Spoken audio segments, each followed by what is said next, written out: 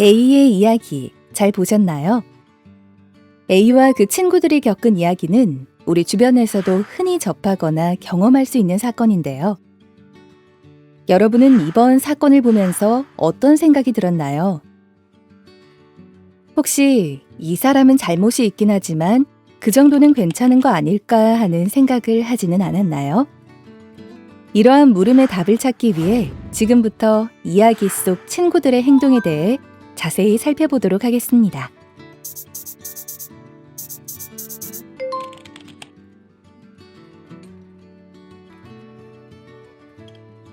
먼저 주인공인 A의 이야기부터 살펴볼까요? A는 친구들과 떨어져 중학교에 입학하면서 같은 반에 아는 사람이 있는지 찾아보게 되는데요. 그 과정에서 B의 사진을 몰래 찍어 친구인 C에게 전송하게 됩니다. 과연 이러한 A의 행동은 문제가 없는 행동일까요? 정답은 그렇지 않습니다. A의 행동이 B에게 피해를 줄 거라고는 생각하지 않았던 사심 없는 행동이라 할지라도 결국 그 행동은 타인의 동의 없이 상대를 몰래 촬영하고 제3자에게 유포한 명백한 잘못입니다. 이는 타인의 경계를 침범하는 문제적 행위인 것이지요. 또한 이처럼 타인을 몰래 촬영하는 행위는 초상권 침해뿐만 아니라 경우에 따라 성희롱, 성폭력, 학교 폭력 등의 문제가 될 수 있습니다. 다음으로 살펴볼 것은 A의 친구인 C의 행동입니다. C는 비록 A가 전송한 사진을 받은 입장이지만 이때 A의 행위가 잘못되었다는 사실을 지적해 줄 수 있는 입장이기도 했습니다. 그러나 이처럼 문제를 해결하려고 하기보다는 오히려 A가 보내준 사진을 D와 E, F와 같은 다른 친구들에게 공유하기까지 했습니다. 이러한 유포 행위는 B에 대한 폭력이며 이와 같이 해당 사진을 보고 싶어 하지 않았던 친구에게도 폭력을 가한 것과 같다고 볼 수 있습니다. 다음은 D와 F의 행동입니다. 타인에게 공유받은 사진일지라도 그 사진을 다른 사람들에게 공유하거나 이에 대해 이야기를 나누는 것에는 책임이 따를 수밖에 없는데요. 이처럼 내가 모르는 제3자라 할지라도 이에 대한 성적인 농담, 외모 품평 등 성차별적이고 폭력적인 발언을 하는 것은 온라인상의 성희롱 또는 성폭력에 해당합니다. 특히 이를 불특정 다수가 볼 수 있는 공간에 전시하는 것은 피해를 더욱 크고 빠르게 양산할 수 있기 때문에 심각한 범죄라는 점을 기억해야 합니다. 다음은 E의 행동입니다. E는 친구들의 행동이 잘못되었음을 인지하고 문제 제기를 하려 했지만 자신의 생각을 명확하게 제시하지 못했습니다. 이로 인해 주변 의견에 휩쓸려 사건에 적극적으로 개입하지 못해 상황을 방관하는 입장이 되고 말았지요. 물론 누구나 모든 폭력에 개입을 하기는 어렵습니다. 하지만 불편한 상황에서도 말해봤자 소용없어 라고 어쩔 수 없는 일이라며 회피하기보다는 이런 이야기는 불편한 것 같아 라고 말하는 용기를 냈더라면 어땠을까요? 더 큰 피해를 막을 수 있었을지도 모릅니다. 만약 그 상황에서 바로 불편을 이야기하지 못했더라도 괜찮습니다. 내가 준비가 되었을 때 문제를 이야기하는 것도 하나의 방법입니다. 마지막으로 살펴볼 인물은 B입니다. B는 이번 사건의 피해자로 자신의 반에서 그저 일상을 보냈을 뿐인 평범한 학생에 불과했습니다. 그러나 자신도 모르는 사이에 자신에 대한 외모 품평, 공격성 발언, 성희롱적인 발언 등 모욕적인 발언을 친구들뿐만 아니라 불특정 다수가 접근하는 온라인상에서 듣게 된 것이지요.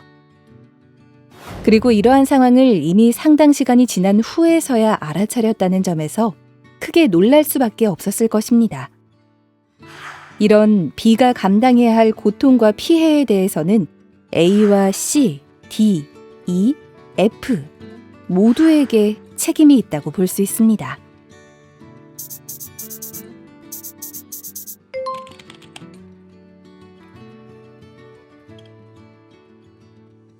지금까지 A와 그의 친구들, 그리고 피해로 인해 상처를 입은 B의 이야기를 모두 살펴봤는데요.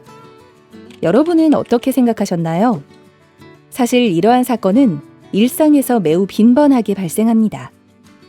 스마트폰이 보편화됨에 따라 우리는 너무 쉽게 일상의 모든 것을 사진이나 영상 기록으로 남기고 타인과 공유하는 것에 익숙해져 있지요. 따라서 이제 우리는 온라인에서 불특정 다수와 소통하거나 기록을 공유하는 것이 어떤 상황을 불러올지 충분히 고려하지 않습니다. 온라인에서의 피해가 오프라인 못지않게 경우에 따라서는 그보다 더 큰 파장을 일으킴에도 불구하고 말입니다.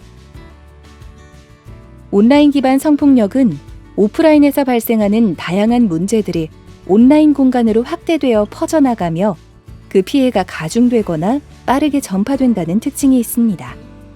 요즘은 디지털 기기를 이용한 성범죄, 즉 디지털 성범죄에 대한 사회적 경각심이 높아지며 성적 목적의 불법 촬영에 대해서는 어느 정도 대중의 이해도가 오른 상태이지만 이렇게 일상에서 쉽게 발생할 수 있는 온라인 기반의 성폭력 사안에 대해서는 별것 아닌 일로 치부하는 경우가 아직도 많은 편입니다. 온라인이기 때문에, 상대방이 누군지 잘 보이지 않기 때문에, 혹은 상대방이 나의 이야기를 볼 수 없기 때문에 누군가의 신체를 조롱 또는 비하하거나 성적으로 소비하는 행동은 폭력입니다. 메타버스에서도 예외는 아닙니다. 나의 캐릭터 아바타가 하는 행동은 그저 가상 공간에서의 재밌는 행동이 아니라 그 뒤에 있는 나의 행동이며 그로 인해 피해를 입는 것은 여러분들이 화면에서 보고 있는 상대방의 캐릭터가 아니라 그 뒤에 어떤 사람인 것이죠. 하지만 온라인에서 일어나는 이런 일들이 오프라인에서도 동일하게 일어난다고 생각해 보세요. 여러분들은 친구의 얼굴을 바라보며 그 친구의 외모에 대해 조롱하거나 비하하는 말을 쉽게 할 수 있나요? 친구가 나를 바라보는 상황에서 그 친구의 사진을 찍어서 타인과 공유하는 행위를 쉽게 할 수 있나요? 우리가 어떤 관계를 맺는 과정에서 무엇보다 중요한 것은 상대방과 내가 소통하고 있는지, 동의나 합의를 구했는지, 행동하기 전에 신중하게 생각하는 태도입니다. 만약 여러분에게 A의 이야기와 같은 유사한 상황이 벌어진다면 어떻게 해야 할까요?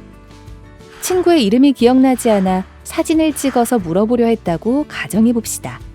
그럴 때는 사진을 찍어 물어보기보다는 그 친구에게 이름이 기억나지 않아서 그러는데 혹시 이름이 뭔지 알려줄 수 있을까? 라고 말하며 미안한 마음의 표현과 함께 솔직하게 물어보는 건 어떨까요? 또한 누군가에게 호감이 가거나 친해지고 싶을 때 혹은 다른 친구에게 상대방을 소개해주고 싶을 때는 솔직하게 그 친구에게 함께 사진을 찍자고 요청하거나 소개해주고 싶은 친구가 있다고 미리 알려주는 게 좋습니다. 우리는 디지털 기기를 통한 소통과 공유에 너무 익숙해진 나머지 온라인을 통한 인간관계가 단순한 데이터의 공유가 아닌 사람과 사람이 연결고리를 맺는다는 사실을 잊어버리곤 합니다. 이처럼 온라인 속에서의 관계를 가벼이 여기는 분위기 속에서는 자신도 모르는 사이에 어느새 가해자가 되어 있거나 어쩌면 피해자가 되어 있을지도 모릅니다.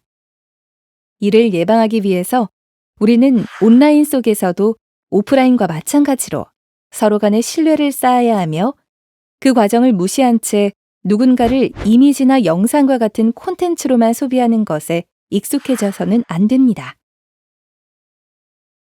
여러분에게 친구란 어떤 존재인가요? 친구는 내 스마트폰에 저장하거나 소유하는 것이 아닙니다.